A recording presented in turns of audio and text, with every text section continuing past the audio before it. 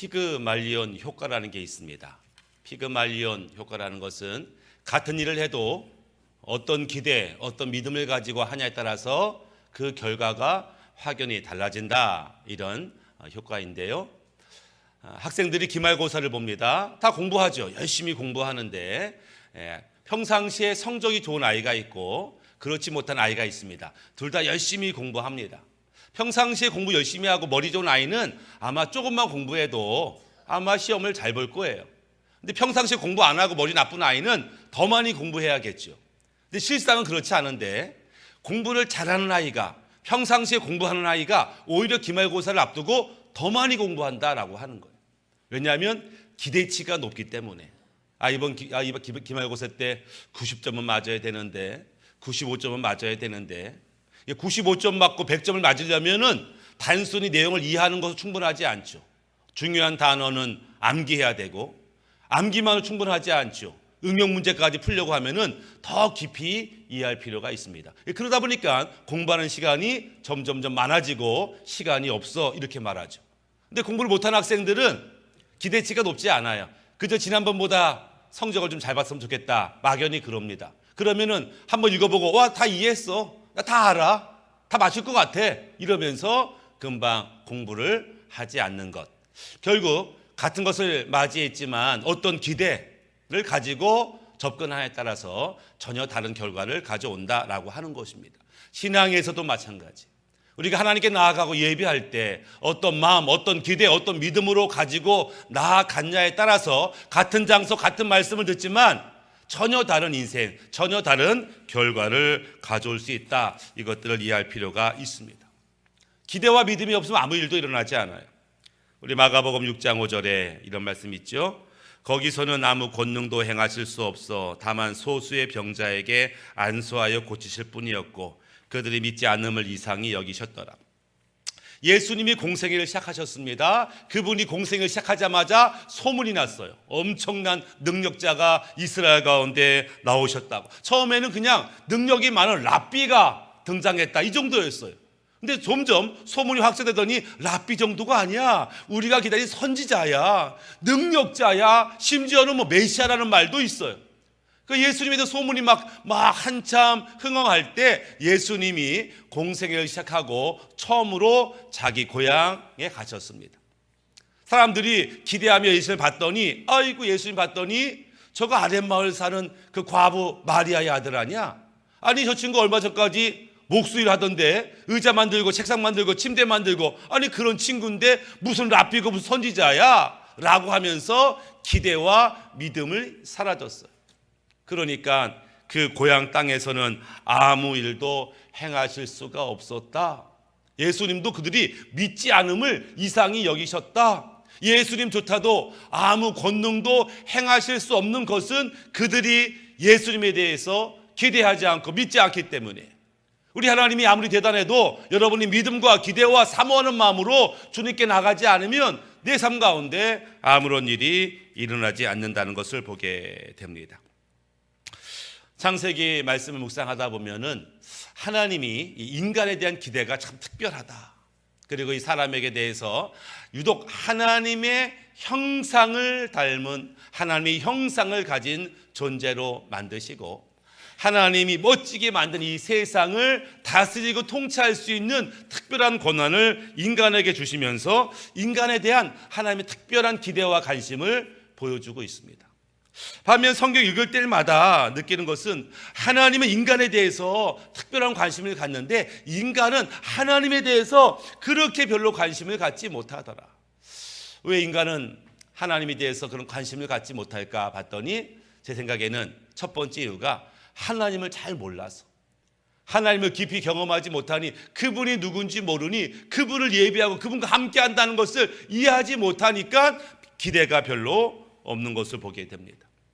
저도 신앙생활 하면서 머리로만 알던 하나님이 온 마음과 온 인생 가운데 영향을 미치는 사건이 하나 있었는데, 그것은 제가 고등학교 때 눈이 좋지 않았어요. 마이너스 5.0. 그래서 안경도 두껍게 썼고, 근데 제가 그때 40일 작정, 아침을 금식하며 40일 작정 기도했죠. 하나님, 눈을 좋아지게 해달라고 기도했을 때 하나님께서 눈이 1.0 수준으로 좋아지면서 와, 하나님 이런 일도 하시네, 내 기도를 들으시네, 이렇게 깜짝 놀라며 하나님을 더 깊이 더 가깝게 느끼는 사건이 있었습니다. 또 한 번은 제가 지갑을 잃어버렸어요. 지갑을 잃어버렸는데 막 찾는데 찾을 수가 없어요. 하루, 이틀, 3일을 지났는데 찾을 수가 없어요. 문득 이거 기도해야 되는 거 아니야? 이런 생각이 들었어요. 그래서 지갑을 잃어버린 3일 만에 하나님께 기도하기 시작했습니다. 하나님, 제가요 중요한 지갑을 잃어버렸어요. 하나님 찾게 도와주세요 라고 기도하는 중에, 기도를 시작한 지 한 1분쯤 지났을까, 3일 전에 내가 어디 갔던 그 장소가 떠올랐어요. 기도하는 중에. 그리고 기도를 끝나고 혹시 거기 있는 거 아니야? 그래서 그 다음날 아침 일찍 그곳에 갔더니 큰 대로변 옆에 바위 위에 지갑이 턱 하고 놓여 있었어. 나흘이 지났는데 여전히 그 지갑이 그곳에 있었고, 그것을 생각나게 하신 하나님, 그걸 보면서 우와, 우리 하나님 대단하다, 어떻게 이것까지 들으시고 이것까지 역사하실까, 이런 경험이 있습니다. 그러면서 우리 하나님을 더 점점 깊이 알아가는 그런 순간들이 있었던 것을 보게 됩니다. 1993년 여름이었는데요, 제가 대학생들 모아서 필리핀으로 단기 선교를 간 적이 있습니다. 마닐라에 갔는데 거기는 우리 대학생 팀, 남서울교회 팀, 미국에서 온 팀, 세 팀이 연합으로 사역을 했어요. 그리고 그날 그 주 토요일 날 이제 큰 공원에서 부흥 집회, 전도 집회를 하기로 계획했는데 아침부터 비가 억수같이 쏟아지는 거예요. 억수같이 쏟아지는 거니까 야, 오늘 전도 집회 할 수 있겠냐 이렇게 생각하고 있었는데, 그 다른 팀에 어떤 사람이 오늘 비가 오는데 우리 기도합시다. 기도하면 하나님이 비를 멈춰줄 거예요. 이렇게 이제 말을 하는 거예요. 그 얘기를 딱 들으면서 야, 하나님이 다 계획이 있어서 비를 내리는 건데, 아니 우리가 지금 비 내리지 말라고 기도한다고 그게 이루어지겠냐, 속으로 그렇게 생각을 했어요. 다들 뜨겁게 하나님 비를 멈춰달라고 기도를 했어요. 여전히 밖에는 비가 와요. 일단 비가 멈출 걸 기대하고서 장비를 챙겨가지고 공원에 갔어요. 오후 3시에 전도 집회를 하려고 초청자를 다 보냈는데 비가 억수로 오는 거예요. 오늘은 못하겠구나, 어쩌면 좋냐 하고 있는데 3시가 딱 되는데 비가 딱 멈췄어요. 야, 빨리 세팅해. 막 세팅하고 사람들이 한 명, 2명 모이면서 2시간가량 전도 집회를 했고, 많은 사람이 주님을 영접했어요. 우와, 그리고 철수하려는데 비가 또 억수같이 쏟아지는 거예요. 그러면서 제가 마음에 생각했어요. 진짜 이거 우리가 기도해서 비가 안 오는 거야? 아니면 우연히 딱 맞은 거야? 속으로 그런 생각하고 있었는데, 옆에 있던 그 사람들이 우와, 하나님이 우리 기도를 들어주셨어, 어쩜 이럴 수가 있어, 이렇게 말하는 것을 제가 들으면서 아마 그분들은 와, 우리 하나님은 비도 멈추고 우리가 기도하면 날씨도 계절도 바꾸시는 그런 하나님이구나 라고 믿겠다, 이런 생각을 하게 됩니다. 여러분들은 신앙생활 하면서 어떤 하나님을 만나셨는지, 얼마나 깊게 만나셨는지, 그래서 여러분의 믿음과 기대가 얼마나 큰지 한번 점검해 봤으면 좋겠습니다. 우리가 창세기 1장 1절에 태초에 하나님이 천지를 창조하시니라 이렇게 기록되어 있어요. 여기서 하나님, 태초에 하나님이란 단어가 엘로힘입니다. 엘로힘. 근데 하나님이란 단어는 원래 엘로하예요. 근데 엘로하인데 엘로힘은 뭐냐면 엘로하의 복수형입니다. 복수형. 하나님은 엘로하인데 복수형 엘로힘이라고 하나님을 기록하고 있다. 이 복수형이 뭐예요? 복수는 한 명이 아니다는 거예요. 여러 명이라는 거죠. 복수는 그런 거죠. 그런데 하나님이 여러 명이다. 우리가 자주 듣는 말 있죠? 삼위일체 하나님이다. 삼위일체 하나님 뭐예요? 하나님은 한 분이신데 그분은 또 세 분이야. 하나님은 세 분이신데 또 그분은 한 분이야. 이게 삼위일체 하나님이다라고 하는 거예요. 아니, 하나님이 세 분이라는 것은 뭐예요? 우리가 알고 있는 성부 하나님, 성자 예수님, 성령님을 가리켜 우리가 삼위일체 하나님, 세 분 하나님이다 이렇게 말씀하고 있어요. 근데 이 엘로힘, 삼위일체 하나님이 천지를 창조했다라는 거예요. 이 세 분이 같이 창조했다는 거예요. 어떻게? 하나님, 성부 하나님이 뜻을 정하시고, 말씀이신 성자 예수님이 믿음의 언어를 선포하시고, 그 믿음의 선포 앞에 성령님께서 역사하심으로 창조되었다. 성경은 그렇게 기록하는 것을 보게 됩니다. 한 분이시지만 세 분인 하나님이 신약에도 등장하는데, 마태복음 3장 16절, 예수께서 세례를 받으시고 곧 물에서 올라오실새 하늘이 열리고 하나님의 성령이 비둘기같이 내려 자기 위에 임하심을 보시더니. 지금 하나님께서는 하늘로부터 뭐라고 말해요? 이는 내 사랑하는 아들이다, 내 기뻐하는 아들이다, 이렇게 하나님께서 하늘에 계셔서 말씀하시고, 예수님은 지금 땅에서 요단강에서 세례를 받으시고, 성령님께서 지금 하늘에서 막 내려오시고, 한 분 하나님이 지금 세 곳에 막 동시에 존재를 하는 거죠. 한 분이라고 할 때는 같은 시간에 같은 장소에 있을 수 없어요. 한 분이니까 다른 데 있을 수 없다고. 세 분이기 때문에 이것이 가능하다, 이렇게 말씀합니다. 근데 또 이 하나님은 한 분이시라.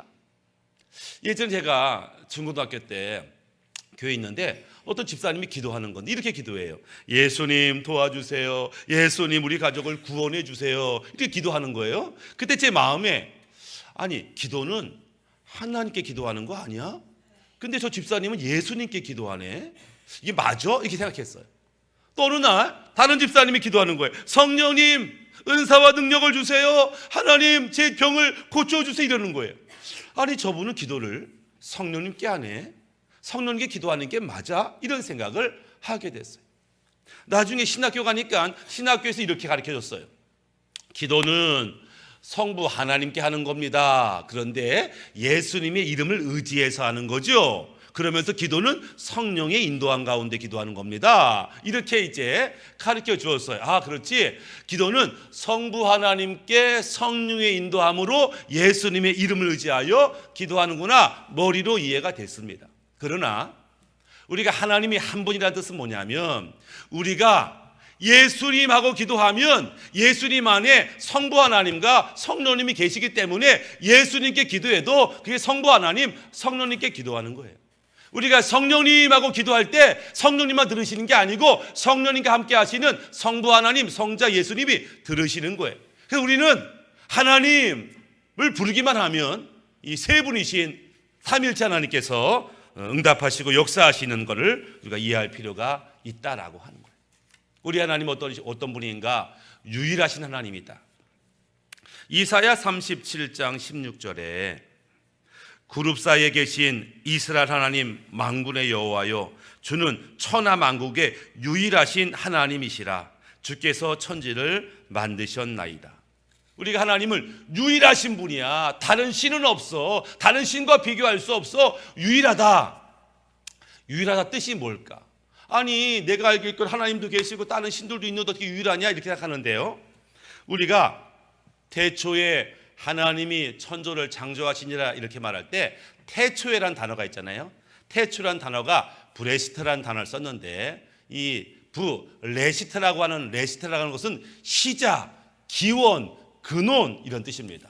그러니까 그 시작점에서 하나님께서 천지를 만들었다. 근데 시작이 뭐예요? 어떤 시작? 어떤 시작이 중요합니다. 하나님이 그 시작할 때 천지를 만들었어. 그 어떤 시작, 어떤 근원, 그 시작은 뭐냐면 시간이 시작되는 시점을 얘기하는 거예요. 시간이 시작됐다. 우리 하나님을 가리켜 우리 영원하신 하나님이라고 불러요. 시공간을 초월하신 하나님. 하나님에게 시간은 의미가 없습니다. 그는 영원하신 분이니까, 그는 시간을 초월하시는 분이니까. 근데 문제는 뭐냐면 인간은 그렇지가 않아요. 인간은 시간의 지배를 받습니다. 시간 안에 있어요. 하나님이 천지를 만들고 인간을 만들기 위해서는 먼저 뭘 만들어야 되냐면 시간이라는 것을 하나님이 만드셔야 돼요. 그 시간을 초월하신 분이지만 이 시간이라는 것을 만들고 이 시간 속에 천지를 창조하셔야 된다라고 하는 거예요. 인간에게 시간이 필요합니다. 제가 존재하기 위해서는 시간이 필요해요. 어떤 시간? 1969년 3월 11일이라고 하는 시간이 있어야만 제가 태어나는 겁니다.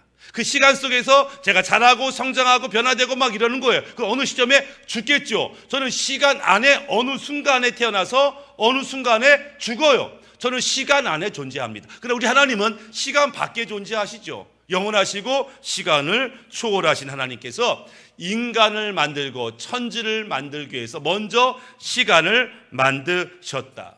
이 브레시트라고 하는 것은 영원한 시간과 영원이라는 것과 시간이 만나는 그 시점, 그 대초에 시간이 만들어진 그때에 하나님이 천지를 만드셨다. 시간 밖에 있는 하나님은 그 신은 하나님밖에 없어요. 유일하신 하나님은 바로 그런 분이다. 성경 그렇게 이야기하고 있다라고 하는 것입니다. 이 시간을 다른 말로 하면 이 시간이 뭐예요? 생명이다. 우리에게는 80년, 90년의 시간이 있어요. 그게 뭐예요? 그게 생명이다라고 하는 거예요. 그러니까 시간이 생명이에요. 그러니까 우리가 오늘 1분, 1초를 어떻게 사용하냐에 따라서 그의 인생이 어떤 인생을 사냐가 결정이 된다는 겁니다. 에베소 5장 16절에 세월을 아끼라 때가 악하니라 이런 말씀이 있습니다. 세월, 카이로스라고 썼어요. 시간이죠. 여기서 아끼라는 단어가 엑사고라조, 이 뜻은 뭐냐면 구원하라 이런 뜻이에요. 시간을 구원하라. 어둠 가운데, 죄악 가운데 있는 너의 시간이라고 하는 생명을 구원하라. 우리는 이 땅에 살면서 우리의 생명, 우리의 시간들을 구원할 필요가 있어요. 어떻게 구원해요? 하나님 말씀을 깨닫고 말씀대로 사는 거예요. 그게 우리 시간을 구원하는 거예요. 하나님의 생명의 말씀을, 그 말씀을 심고 그 말씀의 열매를 거두는 거예요. 그게 우리 시간을 구원하는 거예요. 1분, 1초, 1초를 우리가 어떤 마음으로, 어떤 말씀으로, 어떤 영의 인도로 바꿔 사냐에 따라서 그의 인생이 결정되는 것. 우리는 그렇기 때문에 시간을 그냥 의미 없이 낭비하고 게임하며 뭐 다른 거 하면서 보낼 게 아니라 이 시간을 하나님의 뜻에 맞게 구원할 필요가 있다. 이렇게 말씀하는 것을 보게 됩니다. 하나님은 천지를 창조하셨지만 특별히 인간을 특별하게 창조하셨는데요. 하나님의 형상으로 만드셨다. 왜 인간을 하나님의 형상으로 만들었냐면 하나님과 교제하기 위해서. 영이신 하나님은 영적인 존재와 교제가 가능하기 때문에 우리에게 생기를 부으시고 하나님이 영을 부으셔서 영적인 존재로 만드셨어. 왜요? 하나님과 교제하고 하나님의 뜻을 깨닫고 대화하고 친밀한 관계를 맺기 위해서 우리를 특별한 영적인 존재로 만들었다. 우리 영적인 존재가 된 우리들은 하나님과 어떻게 교제해요? 우리 기도 가운데 기도하죠. 기도 가운데 그분을 만나고 그분의 인도를 받습니다. 그렇기 때문에 기도의 1차적인 목적은 하나님을 만나고 그분과 친밀한 교제를 하기 위해서 기도라고 하는 것을 허락하신 거예요. 기도는 내 소원, 내 욕망, 내 뜻을 구하고 채우기 위해서 기도가 시작된 게 아니라는 거예요.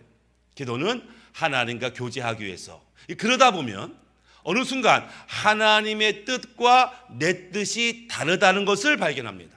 하나님과 대화하는 거예요. 하나님 말씀을 듣는 거예요. 그러면서 하나님의 계획과 내 계획이 다르네. 그러면서 내 뜻을 하나님 뜻에 맞춰가는 과정이 기도의 과정이다. 내 욕심을 구하고 그것을 그냥 억지로 이겨내는 것, 이루어내는 것, 그것이 기도의 본래 뜻이 아니라 우리는 기도를 통해서 하나님의 뜻에 나를 맞춰가는 것. 그래서 기도가 끝나면 하나님의 계획과 마음과 뜻이 충만해서 그 뜻이 나의 기쁨과 소원이 되는 것. 이것을 기도를 잘하는 것이라고 할 수 있다라고 하는 거예요. 사람, 하나님이 인간을 만들고서요, 니들은 사람이야 이름을 줬어요.